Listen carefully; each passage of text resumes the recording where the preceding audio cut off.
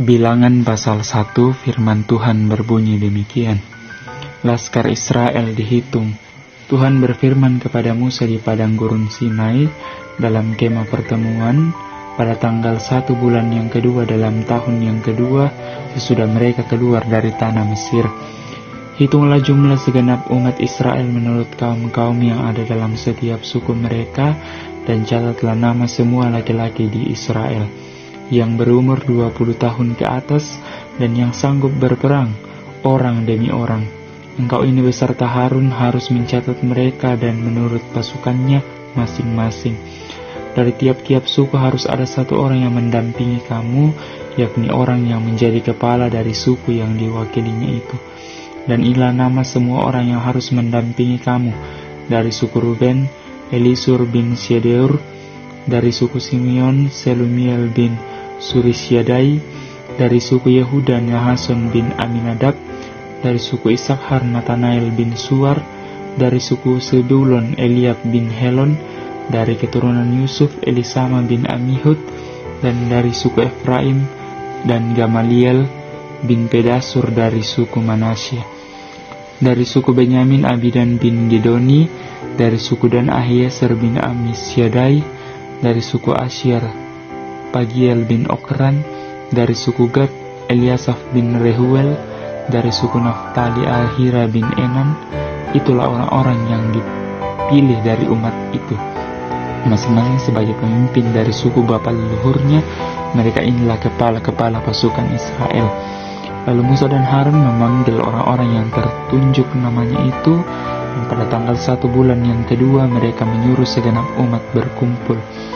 Kemudian silsilah orang-orang Israel disusun menurut kaum-kaum yang ada dalam setiap suku mereka, sedang nama-nama mereka yang berumur 20 tahun ke atas dicatat orang demi orang, seperti yang diperintahkan Tuhan kepada Musa.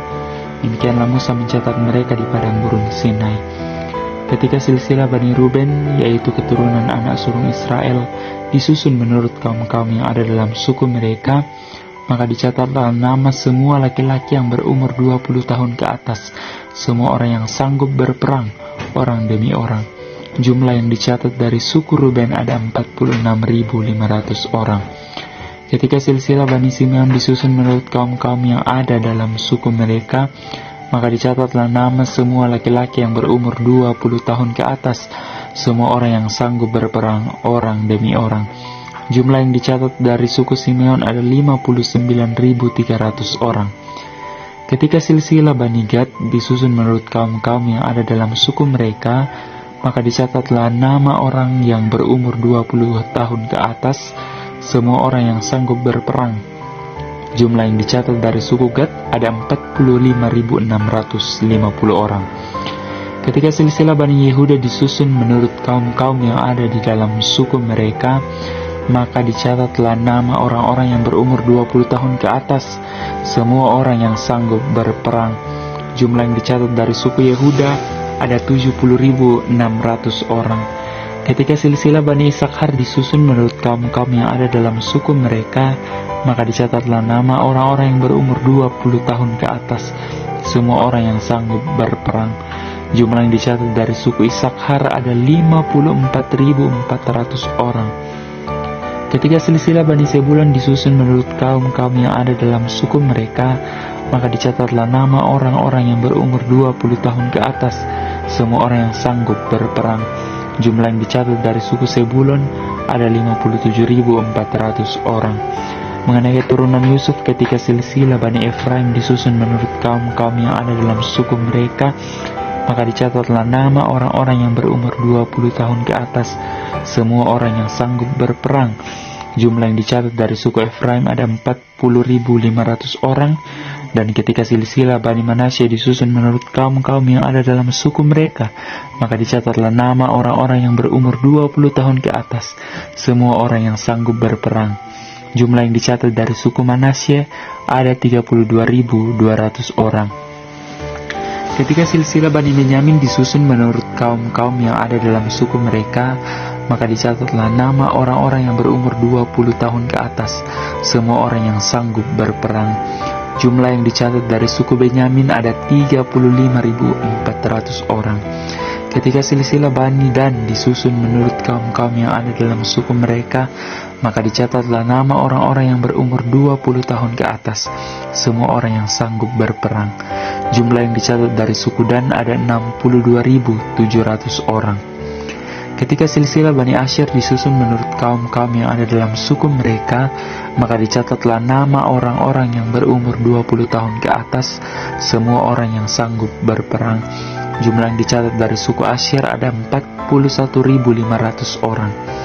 Ketika silsilah Bani Naftali disusun menurut kaum-kaum yang ada dalam suku mereka, maka dicatatlah nama orang-orang yang berumur 20 tahun ke atas, semua orang yang sanggup berperang. Jumlah yang dicatat dari suku Naftali ada 53.400 orang. Itulah jumlah orang-orang yang dicatat oleh Musa dengan Harun dan dengan ke-12 pemimpin Israel yang masing-masing mewakili sukunya. Jadi semua orang Israel yang dicatat menurut suku-suku mereka, yaitu orang-orang yang berumur 20 tahun ke atas dan yang sanggup berperang di antara orang Israel, berjumlah 603.550 orang. Tetapi mereka yang menurut suku bapa leluhurnya termasuk orang Lewi tidak turut dicatat bersama-sama dengan mereka, sebab Tuhan telah berfirman kepada Musa, hanya suku Lewi janganlah kau catat, janganlah kau hitung jumlahnya bersama-sama dengan orang Israel, tetapi tugaskanlah mereka untuk mengawasi kemah suci, tempat hukum Allah, dengan segala perabotan dan perlengkapannya. Mereka harus mengangkat kemah suci dengan segala perabotannya, mereka harus mengurusnya dan harus berkemah di sekelilingnya. Apabila berangkat, kemah suci harus dibongkar oleh orang Lewi, dan apabila berkemah, kemah suci harus dipasang oleh mereka, sedang orang awam yang mendekati harus dihukum mati. Orang Israel haruslah berkemah masing-masing di tempat perkemahannya, dan masing-masing dekat panji-panjinya menurut pasukan mereka. Tapi orang Lewi haruslah berkemah di sekeliling kemah suci, tempat hukum Allah, supaya umat Israel jangan kena murka. Orang Lewi haruslah memelihara kemah suci, tempat hukum itu. Maka orang Israel berbuat demikian, tepat seperti yang diperintahkan Tuhan kepada Musa, demikian diperbuat mereka. Bilangan pasal 2, firman Tuhan berbunyi demikian, suku-suku Israel ditunjuk tempat perkemahannya. Tuhan berfirman kepada Musa dan Harun, orang Israel harus berkemah masing-masing dekat panji-panjinya menurut lambang suku-sukunya. Mereka harus berkemah di sekeliling kemah pertemuan agak jauh daripadanya. Yang berkemah di sebelah timur dekat panji-panjinya ialah laskar Yehuda menurut pasukan-pasukan mereka. Pemimpin Bani Yehuda ialah Nahason bin Aminadab. Pasukannya terdiri dari 74.600 orang yang dicatat. Yang berkemah di dekatnya ialah suku Isakhar. Pemimpin Bani Isakhar adalah Nathanael bin Suar. Pasukannya terdiri dari 54.400 orang yang dicatat. Kemudian suku Sebulon, pemimpin Bani Sebulon ialah Eliab bin Helon. Pasukannya terdiri dari 57.400 orang yang dicatat. Jumlah orang yang dicatat dalam laskar Yehuda menurut pasukan-pasukan mereka ada 186.400 orang. Mereka lah yang terdahulu berangkat. Panji-panji laskar Ruben adalah di sebelah selatan menurut pasukan-pasukan mereka. Pemimpin Bani Ruben ialah Elisur bin Shedur. Pasukannya terdiri dari 46.500 orang yang dicatat. Yang berkemah di dekatnya ialah suku Simeon. Pemimpin Bani Simeon adalah Selumiel bin Surisyaddai. Pasukannya terdiri dari 59.300 orang yang dicatat. Kemudian suku Gad, pemimpin Bani Gad ialah Eliasaf bin Rehuel. Pasukannya terdiri dari 45.650 orang yang dicatat. Jumlah orang yang dicatat dalam laskar Ruben menurut pasukan-pasukan mereka ada 151.450 orang. Mereka lah yang nomor 2 berangkat. Sesudah itu berangkatlah kemah pertemuan dengan laskar orang Lewi di tengah-tengah laskar yang lain itu, sama seperti mereka berkemah. Demikianlah juga mereka berangkat masing-masing di tempatnya menurut panji-panji mereka. Panji-panji laskar Efraim menurut pasukan-pasukan mereka adalah di sebelah barat. Pemimpin Bani Efraim ialah Elisama bin Amihud. Pasukannya terdiri dari 40.500 orang yang dicatat. Di dekatnya ialah suku Manasye. Pemimpin Bani Manasye ialah Gamaliel bin Pedasur. Pasukannya terdiri dari 32.200 orang yang dicatat. Kemudian suku Benyamin, pemimpin Bani Benyamin ialah Abidan bin Gideoni. Pasukannya terdiri dari 35.400 orang yang dicatat. Jumlah orang yang dicatat dalam laskar Efraim menurut pasukan-pasukan mereka ada 108.100 orang. Mereka lah yang nomor 3 berangkat. Panji-panji laskar Dan adalah di sebelah utara menurut pasukan-pasukan mereka. Pemimpin Bani Dan ialah Ahisar bin Amishadai. Pasukannya terdiri dari 62.700 orang yang dicatat. Yang berkemah di dekatnya ialah suku Asyir. Pemimpin Bani Asyir ialah Pagiel bin Okharan. Pasukannya terdiri dari 41.500 orang yang dicatat. Kemudian suku Naftali. Pemimpin Bani Naftali ialah Ahira bin Enan. Pasukannya terdiri dari 53.400 orang yang dicatat.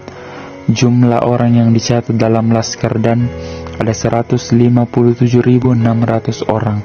Mereka lah yang kemudian berangkat menurut panji-panji mereka. Itulah pencatatan orang Israel menurut suku-suku mereka.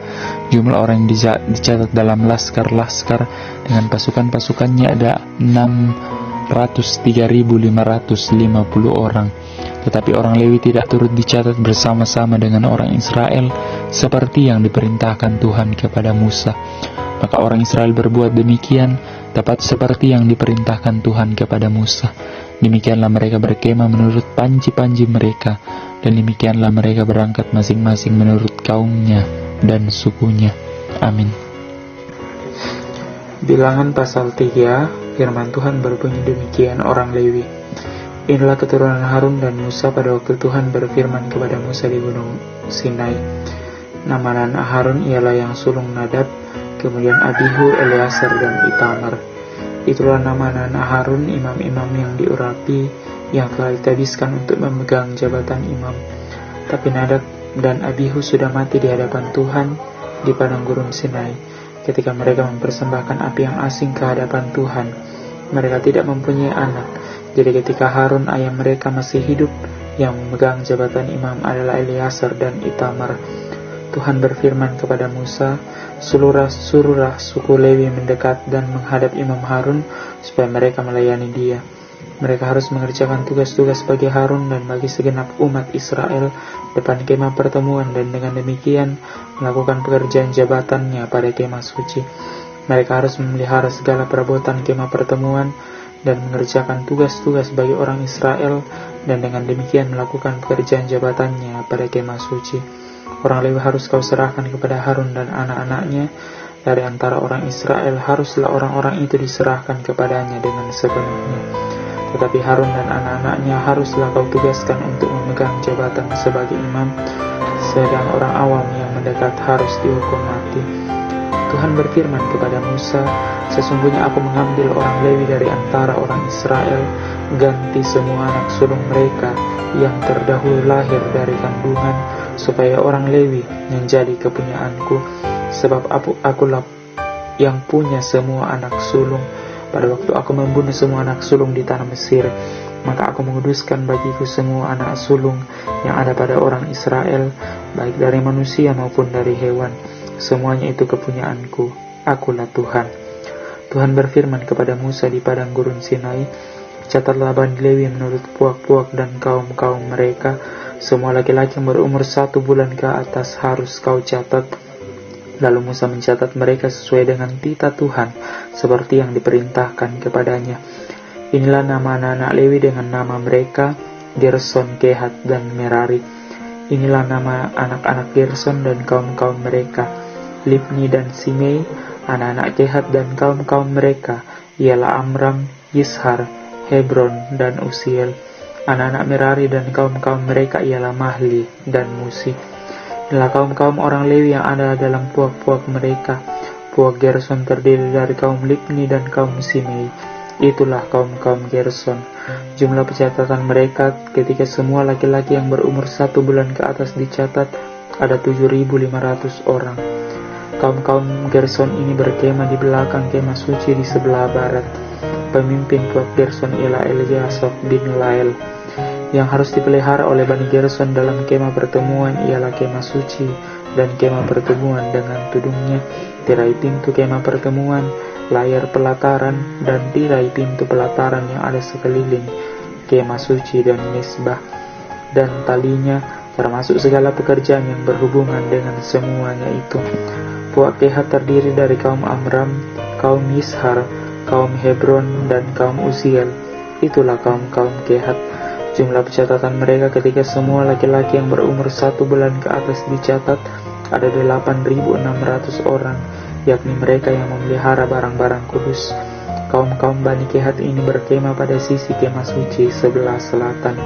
Pemimpin puak Kehat dan kaum-kaumnya ialah Eliasaf bin Uziel.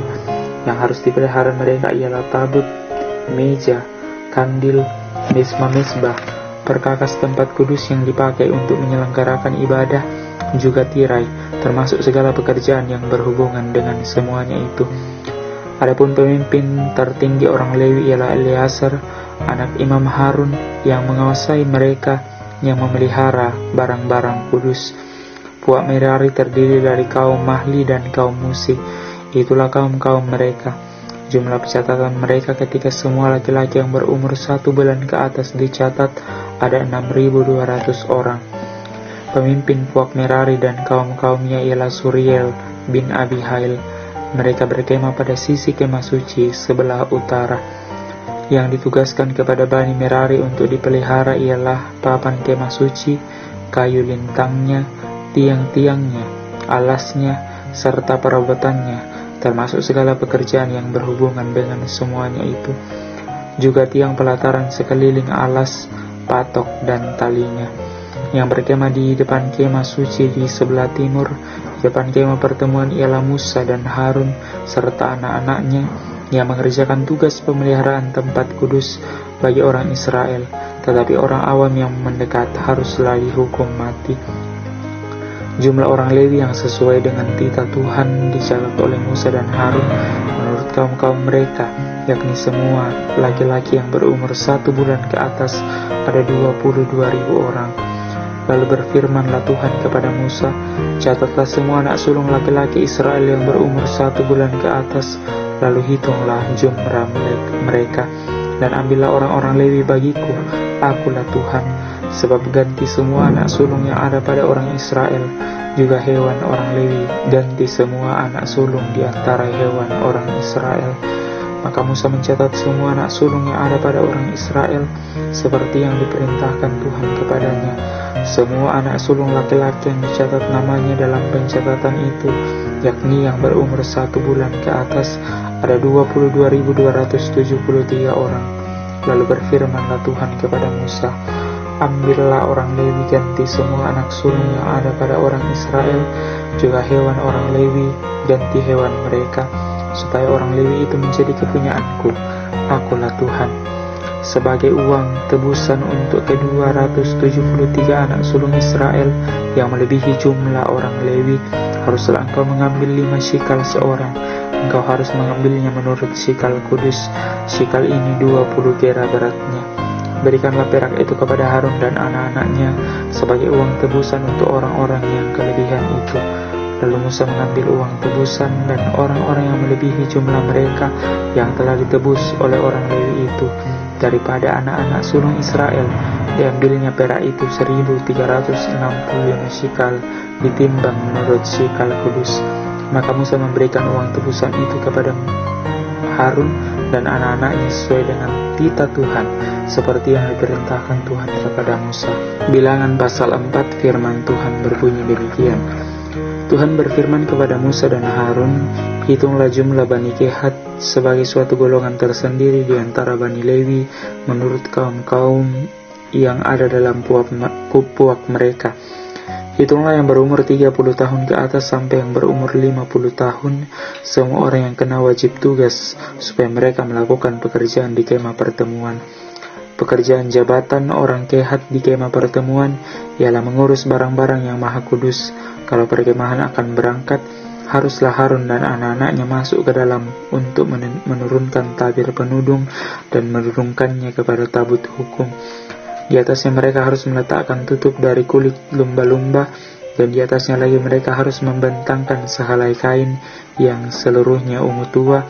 Kemudian mereka harus memasang kayu-kayu pengusung tabut itu. Lagi pula di atas meja roti sajian mereka harus membentangkan sehelai kain ungu tua, dan di atasnya mereka harus meletakkan pinggan, cawan, piala, dan kendi korban curahan. Juga roti sajian harus tetap ada di atasnya. Di atas semuanya itu mereka harus membentangkan sehelai kain kirmisi, lalu menudungnya dengan tudung dari kulit lumba-lumba. Kemudian mereka harus memasang kayu-kayu pengusung meja itu. Lalu mereka harus mengambil sehelai kain ungu tua dan menudungkannya kepada kandil untuk penerangan dengan lampu-lampunya, sepit-sepit dan penadah-penadahnya, dan segala perkakas minyaknya yang dipakai untuk mengurus kandil itu. Dan mereka harus meletakkannya dengan segala perkakasnya ke atas tudung dari kulit lumba-lumba dan meletakkannya di atas usungan. Di atas mezbah dari emas itu mereka harus membentangkan sehelai kain ungu tua dan menudunginya dengan tudung dari kulit lumba-lumba. Kemudian mereka harus memasang kayu-kayu pengusung mezbah itu. Lalu mereka harus mengambil segala perkakas yang dipakai untuk menyelenggarakan kebaktian di tempat kudus, meletakkannya di atas sehelai kain ungu tua, dan menudunginya dengan tudung dari kulit lumba-lumba, kemudian meletakkannya di atas usungan. Dan mereka harus membersihkan mezbah itu dari abu, lalu membentangkan sehelai kain ungu muda di atasnya. Sesudah itu meletakkan di atasnya segala perkakasnya yang dipakai untuk mengurusnya, yakni perbaraan, garpu, penyodok, bokor penyiraman, segala perkakas mezbah itu, dan di atasnya mereka harus membentangkan tetap tutup dari kulit lumba-lumba. Kemudian mereka harus memasang kayu-kayu pengusung mezbah itu. Setelah Harun dan anak-anaknya selesai menudungi barang-barang kudus dan segala perkakas tempat kudus, pada waktu perkemahan akan berangkat, barulah orang kehat boleh masuk ke dalam untuk mengangkat barang-barang itu. Tetapi janganlah mereka kena kepada barang-barang kudus itu, nanti mereka mati. Jadi itulah barang-barang di kemah pertemuan yang harus diangkat Bani Kehat. Tetapi Eleazar anak Imam Harun bertanggung jawab atas minyak untuk penerangan, ukupan dan wangi-wangian, korban sajian yang tetap dan minyak urapan. Ia bertanggung jawab atas segenap kemah suci dan segala isinya, yakni barang-barang kudus dan perabotannya. Tuhan berfirman kepada Musa dan Harun, "Perhatikanlah supaya puak Kehat dan kaum-kaumnya jangan musnah binasa dari tengah-tengah orang Lewi. Inilah yang harus kamu lakukan bagi mereka, supaya mereka tetap tinggal hidup dan jangan mati. Apabila mereka mendekat ke barang-barang maha kudus, Harun dan anak-anaknya haruslah masuk ke dalam dan menempatkan mereka masing-masing di tempat tugasnya dekat barang yang kudus yang harus diangkat. Tetapi janganlah orang kehat masuk ke dalam untuk melihat barang-barang kudus itu, walau sesaat pun, nanti mereka mati." Tuhan berfirman kepada Musa, "Hitunglah jumlah Bani Gerson menurut puak dan kaum-kaum mereka. Catatlah mereka yang berumur 30 tahun ke atas sampai yang berumur 50 tahun, yakni setiap orang yang wajib tugas, supaya mereka melakukan pekerjaan jabatan di kemah pertemuan. Inilah tugas kaum-kaum Gerson dalam pekerjaan jabatan dan pengangkatan barang itu. Mereka harus mengangkat tenda-tenda kemah suci dan kemah pertemuan, tudungnya dan tudung dari kulit lumba-lumba yang ada di atasnya, tirai pintu kemah pertemuan, layar-layar pelataran dan tirai pintu gerbang pelataran yang ada di sekeliling kemah suci dan mezbah, dengan talinya dan segala perkakas untuk pekerjaan jabatan mereka, dan mereka harus melakukan segala tugas yang perlu berkenan dengan semuanya itu. Seluruh pekerjaan jabatan Bani Gerson harus dilakukan sesuai dengan perintah Harun dan anak-anaknya, yakni segala tugas pengangkatan barang dan pekerjaan jabatan itu. Kamu harus membuat mereka bertanggung jawab atas segala yang harus diangkat mereka. Itulah tugas kaum-kaum Bani Gerson di kemah pertemuan. Mereka harus mengerjakan di bawah pimpinan Itamar, anak Imam Harun. Orang Merari haruslah kau catat menurut kaum-kaum yang ada dalam puak mereka. Catatlah mereka yang berumur 30 tahun ke atas sampai yang berumur 50 tahun, yakni setiap orang yang kena wajib tugas, supaya mereka melakukan pekerjaan jabatan pada kemah pertemuan. Inilah yang wajib diangkat mereka berhubung dengan seluruh pekerjaan jabatan mereka di kemah pertemuan: papan-papan kemah suci, kayu-kayu lintangnya, tiang-tiangnya, alas-alasnya, tiang-tiang pelataran sekelilingnya, alas-alasnya, patok-patok dan tali-talinya, serta segala perkakasnya, semua yang termasuk tugas mereka. Dengan terperinci haruslah kamu tunjuk perkakas yang wajib diangkat mereka itu. Itulah tugas kaum-kaum Bani Merari, yakni seluruh pekerjaan jabatan mereka di kemah pertemuan yang harus dilakukan di bawah pimpinan Itamar anak Imam Harun. Demikianlah Musa dan Harun dengan para pemimpin umat Israel mencatat Bani Kehat menurut kaum-kaum yang ada dalam puak mereka, yakni orang-orang yang berumur 30 tahun ke atas sampai yang berumur 50 tahun, setiap orang yang kena wajib tugas berhubung dengan pekerjaan jabatan di kemah pertemuan. Maka jumlah pencatatan mereka menurut kaum-kaum mereka ada 2.750 orang. Itulah orang-orang yang dicatat dari kaum-kaum Kehat, semua orang yang melakukan pekerjaan jabatan di kemah pertemuan, yakni mereka yang dicatat oleh Musa dan Harun sesuai dengan titah Tuhan dengan perantaraan Musa. Bani Gerson yang dicatat menurut kaum-kaum yang ada dalam puak mereka, yaitu orang-orang yang berumur 30 tahun ke atas sampai yang berumur 50 tahun, setiap orang yang kena wajib tugas berhubung dengan pekerjaan jabatan di kemah pertemuan. Jadi mereka yang dicatat menurut kaum-kaum yang ada dalam puak mereka berjumlah 2.630 orang. Itulah jumlah pencatatan kaum-kaum Bani Gerson, semua orang yang melakukan pekerjaan jabatan di kemah pertemuan, yakni mereka yang dicatat oleh Musa dan Harun sesuai dengan titah Tuhan. Bani Merari yang dicatat menurut kaum-kaum yang ada dalam puak mereka, yaitu orang-orang yang berumur 30 tahun ke atas sampai yang berumur 50 tahun ke atas, setiap orang yang kena wajib tugas berhubung dengan pekerjaan jabatan di kemah pertemuan. Jadi mereka yang dicatat menurut kaum-kaum mereka berjumlah 3.200 orang. Itulah jumlah pencatatan kaum-kaum Bani Merari, yakni mereka yang dicatat oleh Musa dan Harun sesuai dengan titah Tuhan dengan perantaraan Musa.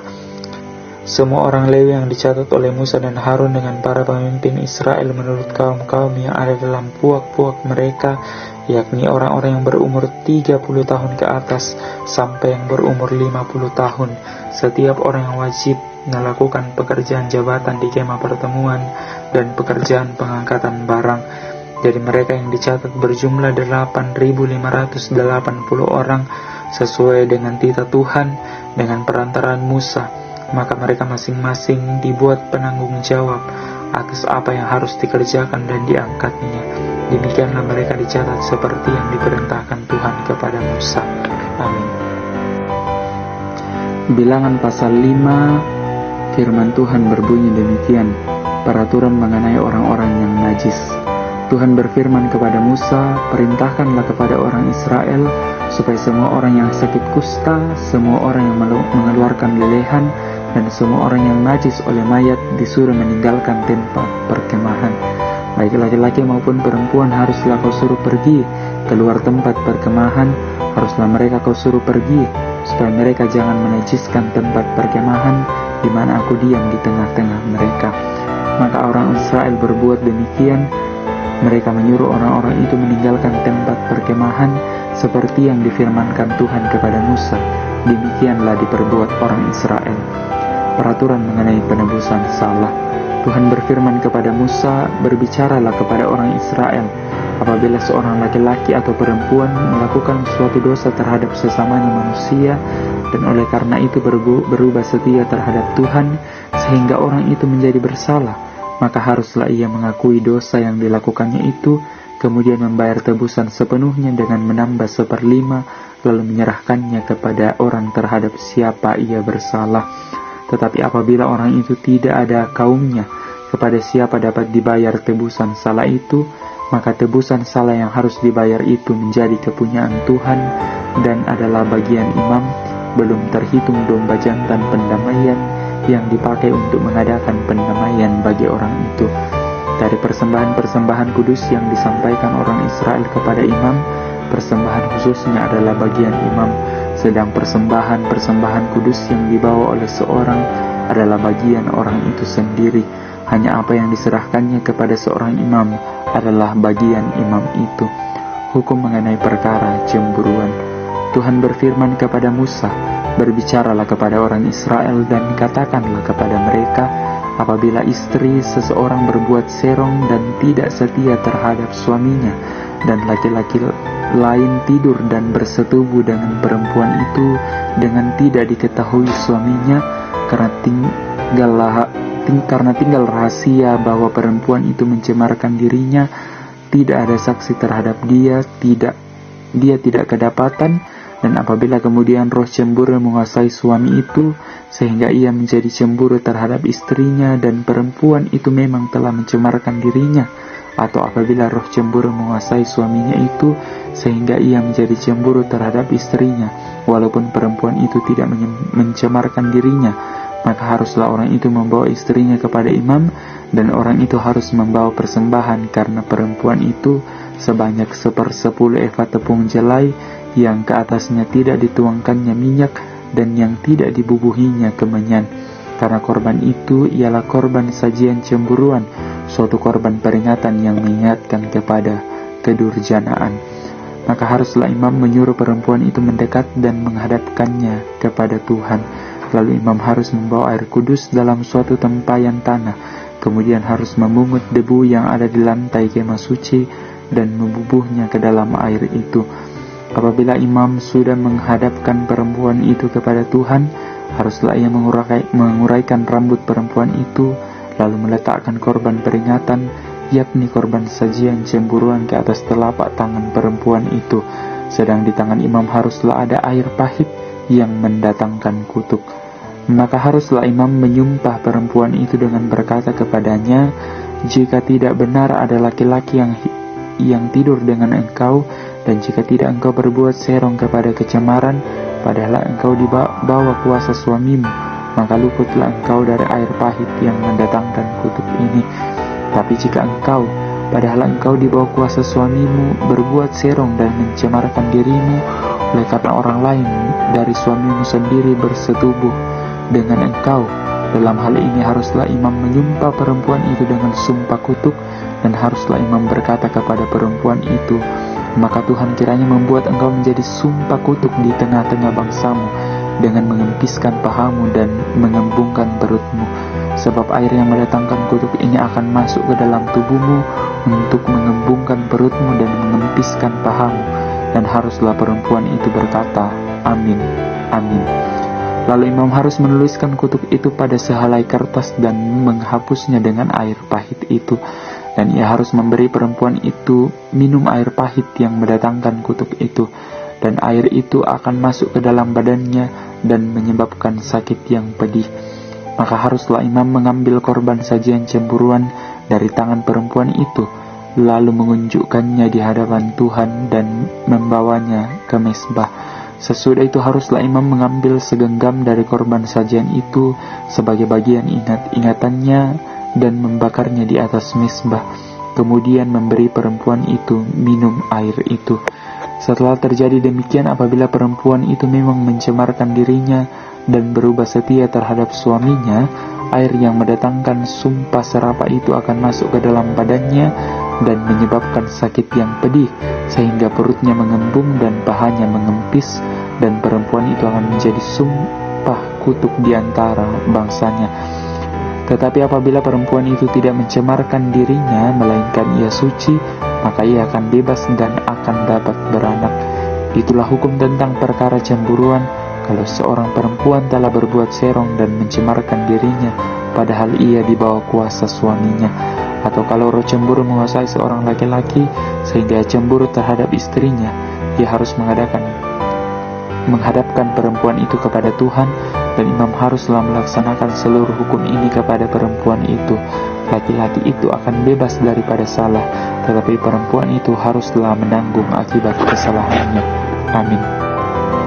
Bilangan pasal 6 firman Tuhan berbunyi demikian. Hukum mengenai kenaziran. Tuhan berfirman kepada Musa, berbicaralah kepada orang Israel dan katakanlah kepada mereka, apabila seseorang laki-laki atau perempuan mengucapkan nazar khusus, yakni nazar orang Nasir untuk menghususkan dirinya bagi Tuhan, maka haruslah ia menjauhkan dirinya dari anggur dan minuman yang memabukkan. Janganlah meminum cuka anggur atau cuka minuman yang memabukkan, dan jangan meminum suatu minuman yang dibuat dari buah anggur, dan jangan memakan buah anggur, baik yang segar maupun yang kering. Selama waktu kenazirannya, janganlah ia makan sesuatu apapun yang berasal dari pohon anggur dan bijinya sampai kepada puncak rantingnya. Selama waktu nazarnya sebagai orang Nasir, janganlah pisau cukur lalu di kepalanya, sampai genap waktunya ia menghususkan dirinya bagi Tuhan. Haruslah ia tetap kudus dan membiarkan rambutnya tumbuh panjang. Selama waktunya ia menghususkan dirinya bagi Tuhan, janganlah ia dekat kepada mayat orang, bahkan apabila mayat ayahnya ataupun ibunya, saudaranya laki-laki ataupun saudaranya perempuan, janganlah ia menajiskan dirinya kepada mereka, sebab tanda kenaziran Allahnya ada di atas kepalanya. Selama waktu kenazirannya, ia kudus bagi Tuhan. Tetapi apabila seseorang mati di dekatnya dengan sangat tiba-tiba, sehingga ia menajiskan rambut kenazirannya, maka haruslah ia mencukur rambutnya pada hari pentahirannya, yaitu pada hari yang ke-7 haruslah ia mencukurnya. Pada hari yang ke-8 haruslah ia membawa 2 ekor burung tekukur atau 2 ekor anak burung merpati kepada imam ke pintu kemah pertemuan. Maka haruslah imam itu mengolah yang seekor menjadi korban penghapus dosa, dan yang lain menjadi korban bakaran, dan mengadakan pendamaian bagi dia oleh karena dia telah berdosa dengan berada dekat mayat. Pada hari itu juga ia harus menguduskan kepalanya dan menghususkan waktu kenazirannya bagi Tuhan. Ia harus membawa seekor domba jantan berumur 1 tahun menjadi korban penebus salah. Hari-hari yang sudah lewat dianggap batal karena rambut kenazirannya telah menjadi najis. Dan inilah hukum tentang seorang nazir. Apabila waktu kenazirannya genap, ia harus dibawa ke pintu kemah pertemuan, dan ia harus mempersembahkan sebagai persembahannya kepada Tuhan seekor domba jantan berumur 1 tahun yang tidak bercela untuk korban bakaran, dan seekor domba betina berumur 1 tahun yang tidak bercela untuk korban penghapus dosa, dan seekor domba jantan yang tidak bercela untuk korban keselamatan. Juga sebagul roti yang tidak beragi, yakni roti bundar dari tepung yang terbaik yang diolah dengan minyak, dan roti tipis yang tidak beragi diolesi dengan minyak, serta dengan korban sajian dan korban-korban curahannya. Lalu haruslah imam membawa semuanya itu ke hadapan Tuhan dan mengolah korban penghapus dosa dan korban bakarannya.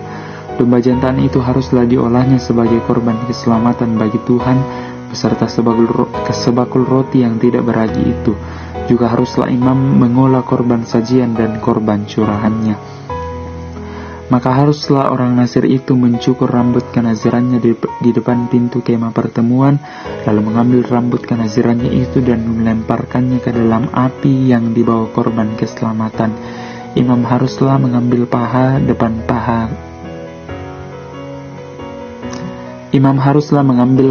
depan domba jantan itu sesudah dimasak, dan 1 roti bundar yang tidak beragi dari dalam bakul dengan 1 roti tipis yang tidak beragi, lalu meletakkannya ke atas telapak tangan orang Nasir itu setelah orang ini mencukur rambut kenazirannya. Kemudian haruslah imam mengunjukkan semuanya itu ke hadapan Tuhan sebagai persembahan unjukan. Semuanya itu menjadi bagian kudus bagi imam, beserta dada persembahan unjukan dan beserta paha persembahan khusus. Sesudah itu barulah boleh orang Nasir itu minum anggur. Itulah hukum tentang orang Nasir yang menazarkan persembahannya kepada Tuhan berdasarkan kenazirannya. Belum dihitung apa yang ia mampu mempersembahkan di samping itu, sesuai dengan bunyi nazar yang diikrarkannya. Demikianlah harus dilakukannya berdasarkan hukum tentang kenazirannya. Ucapan berkat imam. Tuhan berfirman kepada Musa, "Berbicaralah kepada Harun dan anak-anaknya, beginilah harus kamu memberkati orang Israel. Katakanlah kepada mereka, Tuhan memberkati engkau dan melindungi engkau. Tuhan menyinari engkau dengan wajahnya dan memberi engkau kasih karunia. Tuhan menghadapkan wajahnya kepadamu dan memberi engkau damai sejahtera. Demikianlah harus mereka meletakkan namaku di atas orang Israel, maka aku akan memberkati mereka." Amin. Hakim-Hakim pasal 7, firman Tuhan berbunyi demikian. Persembahan pada waktu pentabisan kemah suci. Pada waktu Musa selesai mendirikan kemah suci, diurapinya dan dikuduskannya itu dengan segala perabotannya, juga mezbah dengan segala perkakasnya. Dan setelah diurapi dan dikuduskan semuanya itu, maka para pemimpin Israel, para kepala suku, mereka mempersembahkan persembahan. Mereka itu ialah para pemimpin suku yang bertanggung jawab atas pencatatan itu. Sebagai persembahan, dibawa mereka ke hadirat Tuhan 6 kereta beratap dengan 12 ekor lembu, 1 kereta untuk 2 orang pemimpin dan 1 ekor lembu untuk 1 orang pemimpin. Lalu mereka membawa semuanya itu ke depan kemah suci. Kemudian Tuhan berfirman kepada Musa, "Terimalah semuanya itu dari mereka, supaya dipergunakan untuk pekerjaan pada kemah pertemuan. Berikanlah semuanya itu kepada orang Lewi, sesuai dengan keperluan pekerjaan masing-masing." Lalu Musa menerima kereta-kereta dan lembu-lembu itu dan memberikannya kepada orang Lewi. 2 kereta dengan 4 ekor lembu diberikannya kepada Bani Gerson sesuai dengan keperluan pekerjaan mereka, dan 4 kereta dengan 8 ekor lembu diberikannya kepada Bani Merari sesuai dengan keperluan pekerjaan mereka di bawah pimpinan Itamar anak Imam Harun itu. Tetapi kepada Bani Kehat tidak diberikannya apa-apa, karena pekerjaan mereka ialah mengurus barang-barang kudus yang harus diangkat di atas bahunya. Lagi para pemimpin mempersembahkan persembahan pentabisan mezbah. Pada hari mezbah itu diurapi, para pemimpin membawa persembahan mereka ke depan mezbah itu. Tuhan berfirman kepada Musa, "Satu pemimpin setiap hari haruslah mempersembahkan persembahannya untuk mentabiskan mezbah itu." Yang mempersembahkan persembahan pada hari pertama ialah Nahason bin Aminadab dari suku Yehuda. Persembahannya ialah 1 pinggan perak 130 sikal timbangan dan 1 bokor penyiraman dari perak 70 sikal beratnya. Ditimbang menurut sikal kudus, keduanya berisi tepung yang terbaik, diolah dengan minyak untuk korban sajian. 1 cawan 10 sikal emas beratnya berisi ukupan, 1 ekor lembu jantan muda, 1 ekor domba jantan dan 1 ekor domba jantan berumur setahun untuk korban bakaran, 1 ekor kambing jantan untuk korban penghapus dosa, dan untuk korban keselamatan 2 ekor lembu, 5 ekor domba jantan, 5 ekor kambing jantan, dan 5 ekor domba berumur setahun. Itulah persembahan Nahason bin Aminadab. Pada hari yang kedua, Nathanael bin Zuar, pemimpin suku Isakhar, mempersembahkan persembahan. Sebagai persembahan anaknya dipersembahkannya 1 pinggan perak 130 sikal timbangannya dan 1 bokor penyiraman dari perak 70 sikal beratnya, ditimbang menurut sikal kudus. Keduanya berisi tepung yang terbaik, diolah dengan minyak untuk korban sajian. 1 cawan 10 sikal emas beratnya berisi ukupan, 1 ekor lembu jantan muda, 1 ekor domba jantan dan 1 ekor domba berumur setahun untuk korban bakaran, 1 ekor kambing jantan untuk korban penghapus dosa, dan untuk korban keselamatan 2 ekor lembu, 5 ekor domba jantan, 5 ekor kambing jantan, dan 5 ekor domba berumur setahun. Itulah persembahan Nathanael bin Zuar. Pada hari ketiga pemimpin Bani Zebulon, Eliab bin Helon, persembahannya ialah 1 pinggan perak 130 sikal timbangannya dan 1 bokor penyiraman dari perak 70 sikal beratnya. Ditimbang menurut sikal kudus, keduanya berisi tepung yang terbaik, diolah dengan minyak untuk korban sajian. 1 cawan 10 shikal beratnya berisi ukupan, seekor lembu jantan muda, seekor domba jantan, dan seekor domba berumur setahun untuk korban bakaran, seekor kambing jantan untuk korban penghapus dosa, dan untuk korban keselamatan 2 ekor lembu, 5 ekor domba jantan, 5 ekor kambing jantan, dan 5 ekor domba berumur setahun. Itulah persembahan Eliab bin Helon. Pada hari yang keempat, pemimpin Bani Ruben, Elisur bin Shedur. Persembahannya ialah 1 pinggan perak, 130 shikal timbangannya, dan 1 bokor penyiraman dari perak, 70 shikal beratnya, ditimbang menurut shikal kudus. Keduanya berisi tepung yang terbaik, diolah dengan minyak untuk korban sajian. 1 cawan 10 shikal emas beratnya berisi ukupan, seekor lembu jantan muda, seekor domba jantan, dan seekor domba berumur setahun untuk korban bakaran, seekor kambing jantan untuk korban penghapus dosa, dan untuk korban keselamatan 2 ekor lembu, 5 ekor domba jantan, 5 ekor kambing jantan, dan 5 ekor domba berumur setahun. Itulah persembahan Elisur bin Shedur. Pada hari yang kelima, pemimpin Bani Simeon, Selumiel bin Zurisyadai. Persembahannya ialah 1 pinggan perak, 130 shikal timbangannya, dan 1 bokor penyiraman dari perak, 70 shikal beratnya, ditimbang menurut shikal kudus. Keduanya berisi tepung yang terbaik, diolah dengan minyak untuk korban sajian. 1 cawan 10 shikal emas beratnya berisi ukupan, seekor lembu jantan muda, seekor domba jantan, dan seekor domba berumur setahun untuk korban bakaran, seekor kambing jantan untuk korban penghapus dosa, dan untuk korban keselamatan 2 ekor lembu, 5 ekor domba jantan, 5 ekor kambing jantan, dan 5 ekor domba berumur setahun. Itulah persembahan Selumiel bin Zurisyadai. Pada hari yang keenam, pemimpin Bani Gad, Eliasaf bin Rehuel. Persembahannya ialah 1 pinggan perak, 130 shikal timbangannya, dan 1 bokor penyiraman dari perak, 70 shikal beratnya, ditimbang menurut shikal kudus. Keduanya berisi tepung yang terbaik, diolah dengan minyak. Itulah korban sajian. 1 cawan 10 shikal emas beratnya berisi ukupan, jantan muda, seekor domba jantan, dan seekor domba berumur setahun untuk korban bakaran, seekor kambing jantan untuk korban penghapus dosa, dan untuk korban keselamatan 2 ekor lembu, 5 ekor domba jantan, 5 ekor kambing jantan, dan 5 ekor domba berumur setahun. Itulah persembahan Eliasaf bin Rehuel. Pada hari yang ketujuh, pemimpin Bani Efraim, Elisama bin Amihud. Persembahannya ialah 1 pinggan perak, 130 shikal timbangannya, dan 1 bokor penyiraman dari perak, 70 shikal beratnya, ditimbang menurut shikal kudus. Keduanya berisi tepung yang terbaik, diolah dengan minyak untuk korban sajian.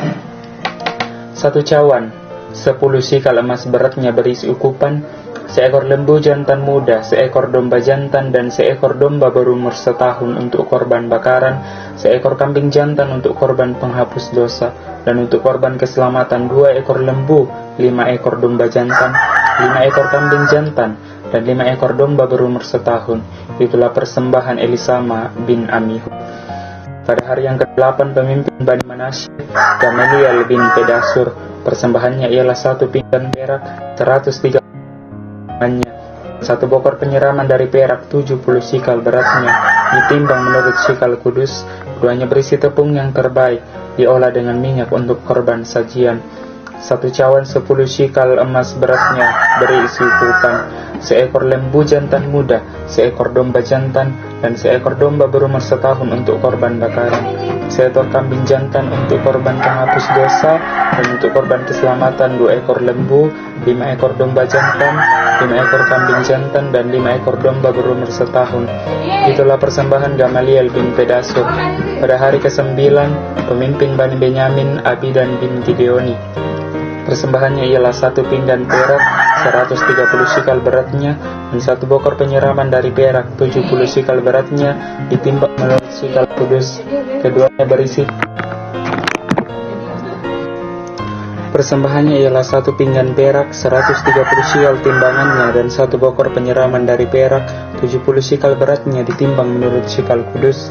Keduanya berisi tepung yang terbaik, diolah dengan minyak untuk korban sajian.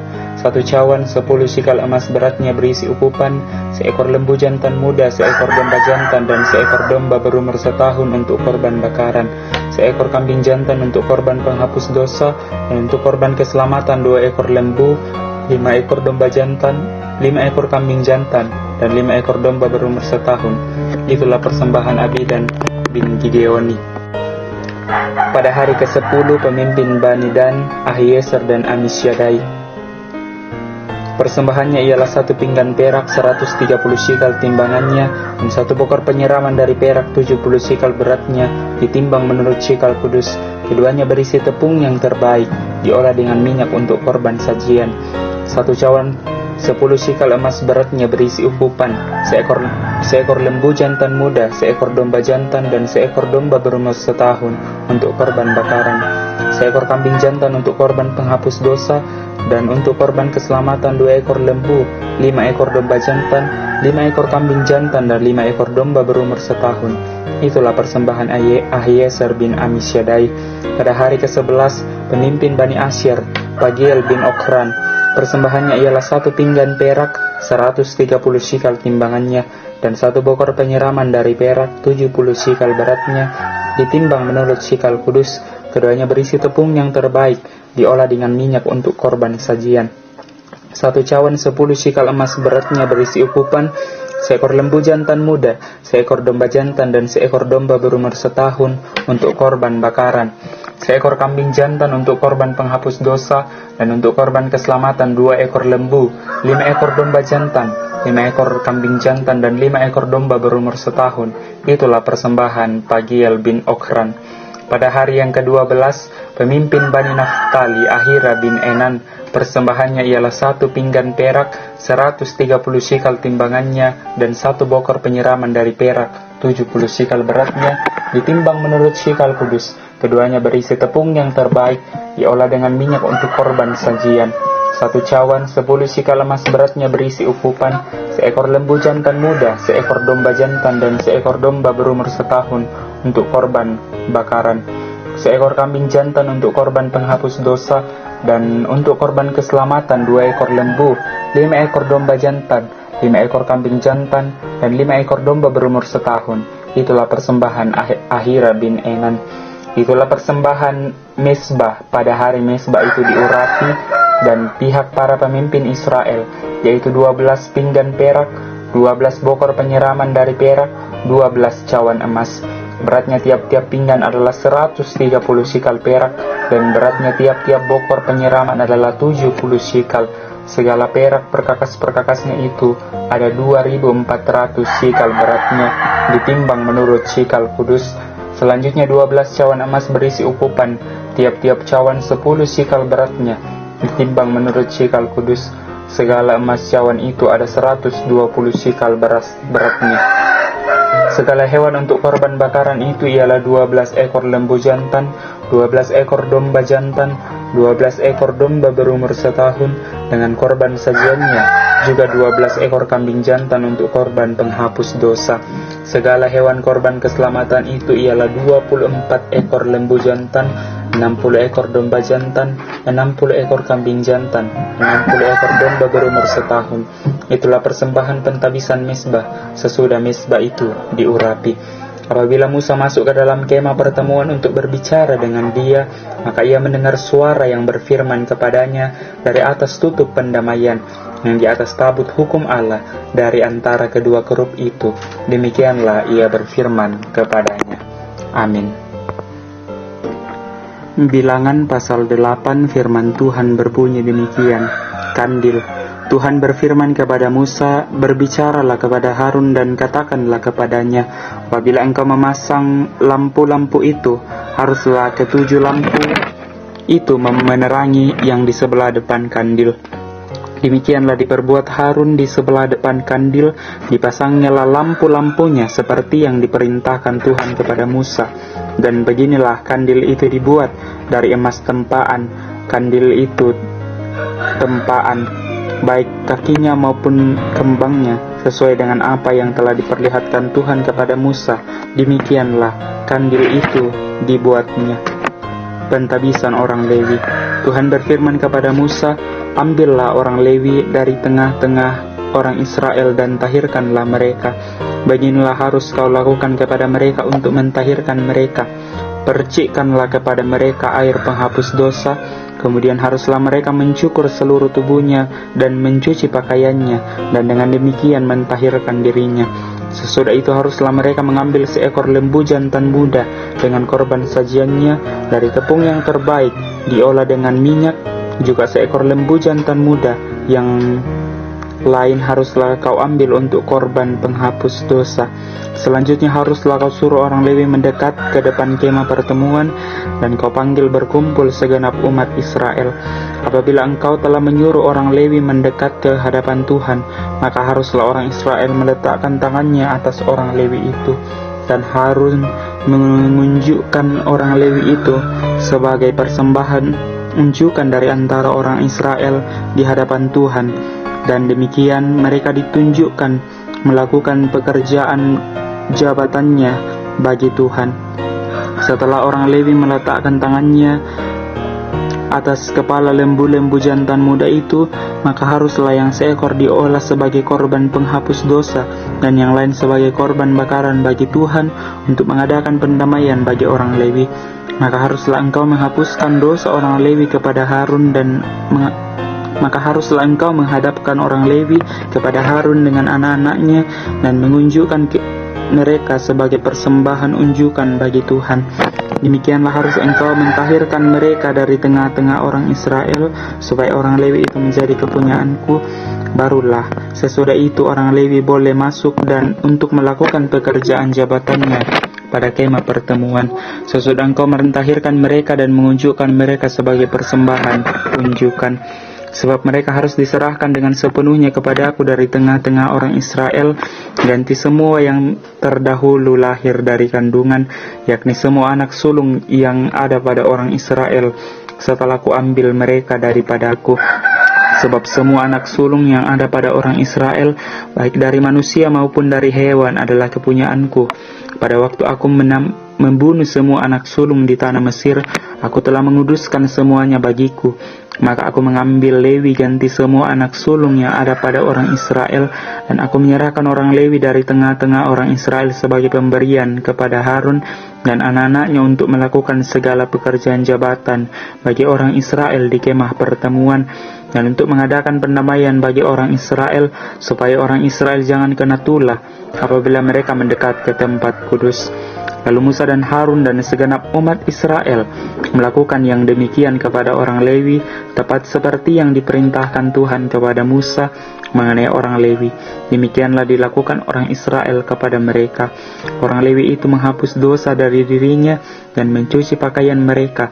Kemudian Harun menunjukkan mereka sebagai persembahan unjukan di hadapan Tuhan dan mengadakan pendamaian bagi mereka sambil mentahirkan mereka.